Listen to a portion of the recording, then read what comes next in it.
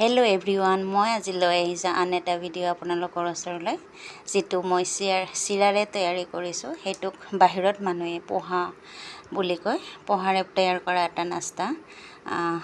চাওক, তাৰ কাৰণে মই প্ৰথমতে এনেকৈ এখন ডাঙৰ চালনী লৈ লৈছোঁ। তাতে চিৰাকেইটা দি পেলাই এইখিনি ধুনীয়াকৈ ধুই ল'ম।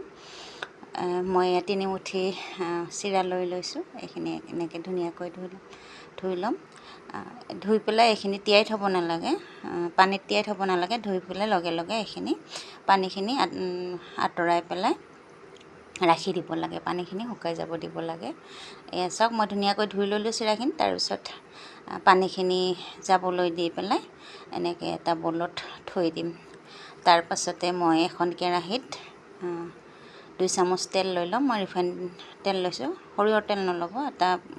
সৰিয়হ তেলৰ গোন্ধটো চবেই ভালে নাপাবও পাৰে, সেইকাৰণে ৰিফাইন তেল লৈ ল'ব। তাতে জিৰা কেইটামান দিছোঁ, তাৰপাছত সৰিয়হৰ গুটি কেইটামান, তাৰপাছতে কৰিপাত মতলব নৰসিংহৰ পাত কেইটামান দি পেলাই মই ভাজি লৈ তাতে মই পিঁয়াজ দি দিলোঁ, সৰুকৈ কাটি লোৱা। তাৰপাছতে 2টা জলকীয়া সৰু সৰুকৈ কাটি দি দিলোঁ। কাটি দি সেইখিনি ধুনীয়াকৈ ভাজি পেলাই তাৰপাছতে মই এড কৰিম তাত এটা আলু, আলুখিনিও সৰু সৰুকৈ কাটি লৈছোঁ।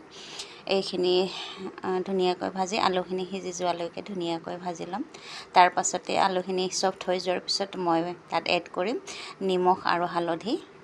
বহুত বেছি মছলাৰ দৰকাৰ নাই, আমাৰ ঘৰতে থকা যিকোনো সাধাৰণতে পোৱা বস্তুৰে এইখিনি তৈয়াৰ কৰিব পাৰি আৰু বহুত খাবলৈও সোৱাদ হয়।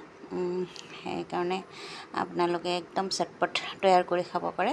তাৰপিছত সেইখিনি ধুনীয়াকৈ ভজাৰ পিছত মই তাত দি দিম মুংফলি ভাজি থোৱা। এইখিনি মুংফলি মই ভাজি থৈছিলোঁ, ভাজি থোৱা মুংফলি কেইটামান, আৰু তাতে আৰু অকণমান নেমু জুচ দি পেলাই এনেকৈ ধুনীয়াকৈ মিলাই পেলাই মই অকণ দেৰিৰ কাৰণে ভাজি থাকিম।